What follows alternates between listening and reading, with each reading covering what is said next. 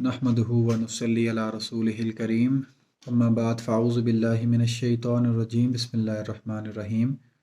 अस्सलामु अलैकुम व रहमतुल्लाहि व बरकातुहू। आज मैं आप लोगों के साथ मिशकातुल मसाबी की हदीस नंबर 1 शेयर करूँगा।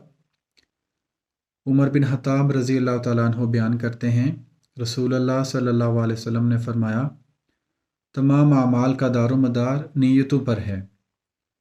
हर शख्स को वही कुछ मिलेगा जो उसने नीयत की।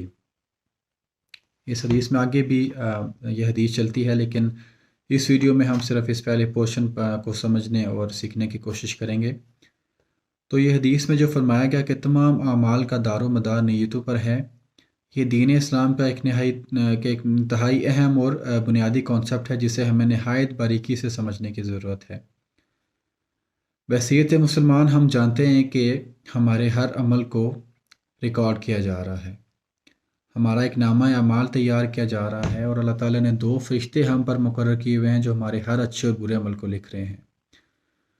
तो ये जो नामा अमाल में जब कोई हमारा अमल लिखा जाता है, तो ये इस चीज़ का दारोमदार कि ये नेकी लिखी जा रही है या बुराई लिखी जा रही है, इसका जितना ताल्लुक़ हमारे ज़ाहिरी अमल से है, उतना ही बल्कि उससे बढ़कर इसका ताल्लुक़ हमारी उस नीयत से है जिसके तहत हम ये काम करते हैं।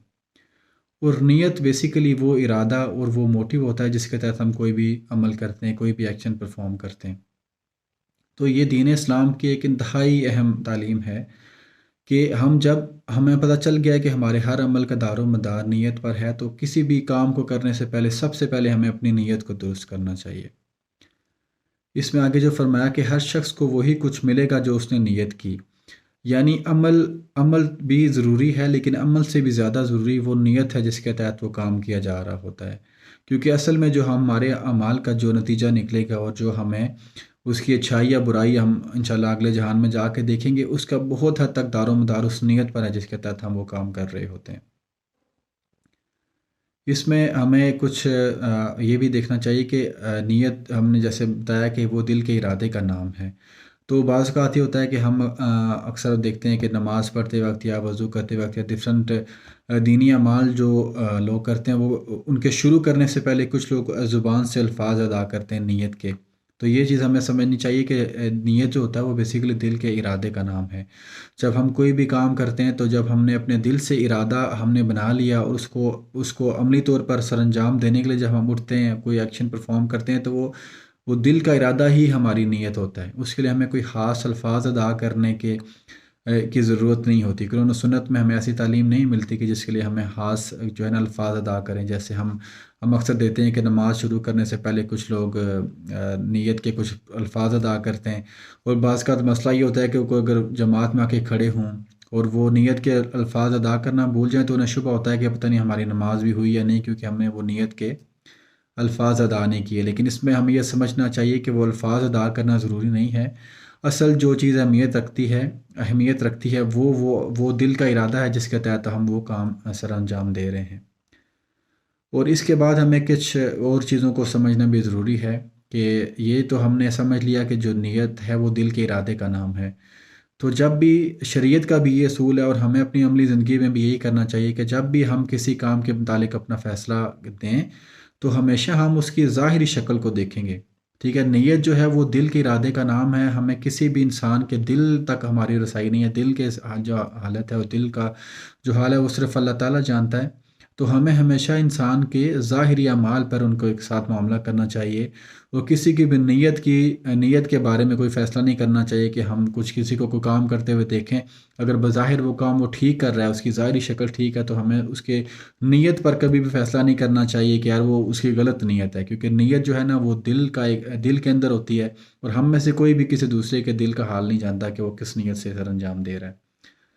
और इसके अलावा जो चीज़ें इसमें सीखने वाली हैं वो ये है कि नीयत, जैसे हमने कहा है कि दिल के इरादे का नाम है, तो बाज़ औक़ात ये भी होता है कि किसी अच्छे काम के पीछे भी हमें बाज़ औक़ात वो नीयत हमारी ख़राब हो जाती है। मिसाल के तौर पर अगर 2 आदमी हैं और वो दोनों सदका व खैरात कर रहे हैं, वो एक किसी गरीब की मदद कर रहे हैं। उनमें से एक आदमी जो है उसकी नीयत ये है कि क्योंकि इस अमल से अल्लाह ताला राज़ी होगा, अल्लाह ताला ने हुक्म दिया है गरीबों की मदद करने का, तो अल्लाह ताला की रज़ा के लिए वो उनकी मदद करता है। और दूसरा वो है, वो وہ بھی اسی طرح پہلے والے کی طرح ہی مدد کر رہا ہے، لیکن اس کے دل میں نیت یہ ہے کہ یار لوگ کہیں گے کہ یہ بہت بڑا سخی انسان ہے۔ تو دیکھیں کہ دونوں کا جو عمل ہے وہ ہے تو ایک ہی، لیکن ان کی صرف نیت سے ان کے جو اس کا جو رزلٹ نکلے گا اس عمل کا، اس میں زمین و آسمان کا فرق ہو گیا ہے۔ جو ان کے نامہ اعمال میں جو عمل لکھا جا رہا ہے، ایک کے لیے نیکی لکھی جا رہی ہے اور ایک کے لیے برائی لکھی جا رہی ہے، حالانکہ عمل تو دونوں کا سیم ہے۔ تو یہ فرق کس چیز نے اس میں پیدا کیا ہے؟ فرق پیدا کیا ہے اس نیت نے۔ ایک بندے نے نیت کی اللہ تعالیٰ کی رضا کی، تو اس کے لیے اس نامہ اعمال میں نیکی لکھی جا رہی ہے اسی عمل کی، اور دوسرے بندے نے اسی عمل کے لیے ایک بری نیت کی تو وہی عمل اس کے لیے اس کے نامہ اعمال میں گناہ لکھا جا رہا ہے۔ تو ہمیں یہ کوشش کرنی چاہیے کہ جب بھی ہم کوئی عمل کریں تو ہم اپنی نیت کو سب سے پہلے صاف کریں، پاک کریں، اور جب بھی کوئی نیکی کا کام کریں تو اس کا مقصد ہمیشہ اللہ تعالیٰ کی رضا ہونا چاہیے۔ صرف لوگوں کو پلیز کرنے کے لیے یا کسی کو خوش کرنے کے لیے یا اپنی ناموری کے لیے ہمیں وہی کام نہیں کرنا چاہیے۔ اسی سے متعلق ریاکاری کا کانسیپٹ ہے، جس میں انشاءاللہ ہم فیوچر میں جا کے بات کریں گے۔ تو ریاکاری سے بھی ہمیں بچنا چاہیے اور اپنے اعمال کو خالص اللہ تعالیٰ کی رضا کی نیت سے سر انجام دینے کی کوشش کرنی چاہیے۔ اور ایک اور کانسیپٹ جو اس میں سمجھنے کی ضرورت ہے وہ یہ ہے کہ بعض اوقات ہم سے یہ غلطی بھی ہوتی ہے کہ کچھ لوگوں کو ہم دیکھتے ہیں کہ وہ ان کا جو ایکشن ہے، جو عمل ہے، وہ تو خراب ہے، لیکن ہم یہ سمجھتے ہیں کہ شاید اس نے اچھی نیت سے کیا ہو۔ تو یہ بھی چیز سمجھنے کی ضرورت ہے کہ کوئی بھی عمل جو ایک برا عمل ہے، جو اگر شریعت کے ٹرم میں بات کریں تو شریعت جس کو برا کہتی ہے وہ کبھی بھی اچھی نیت کی بنا پر وہ اچھا عمل نہیں بن جاتا۔ اس کی اگر آپ کو میں ایک مثال دوں تو مثال کے طور پر ایک انسان ہے، وہ کسی امیر کے گھر میں جا کے وہ چوری کرتا ہے، اور اس کی نیت یہ ہے کہ جو پیسہ میں وہاں سے لوٹوں گا اس پیسے کو پھر میں غریبوں میں بانٹوں گا، ان کی مدد کروں گا۔ حالانکہ دیکھیں کہ وہ ایٹ دی اینڈ وہ جو ایکشن کر رہا ہے وہ تو ہمیں بظاہر وہ اچھا ہے کہ وہ غریبوں کی مدد کر رہا ہے، لیکن اس کی نیت اس کے پیچھے کیا ہے کہ وہ کہہ رہا ہے کہ ایکشن بھی اس کا غلط ہے، اور اچھی نیت کی بنا پر وہ اس کا ایکشن جسٹیفائی نہیں ہو سکتا۔ ہم کہیں گے یار ٹھیک ہے وہ غریبوں کی مدد کر رہا ہے تو چلو ٹھیک ہے وہ چوری بھی کر لے، نہیں ایسا نہیں ہو سکتا۔ ٹھیک ہے، ہمیں دونوں چیزیں ضروری ہیں، ہمارا عمل بھی اچھا ہونا چاہیے، شریعت کے مطابق ہونا چاہیے، قرآن و سنت کی تعلیم کے مطابق ہونا چاہیے، اور اس کے پیچھے جو نیت ہے وہ بھی درست ہونی چاہیے، نیت بھی اللہ تعالیٰ کی رضا کی ہونی چاہیے، اور جو عمل ہے وہ قرآن و سنت کے مطابق ہونا چاہیے، تو ہمارا عمل ہماری انشاءاللہ نامہ اعمال میں نیکی کے طور پر لکھا جائے گا۔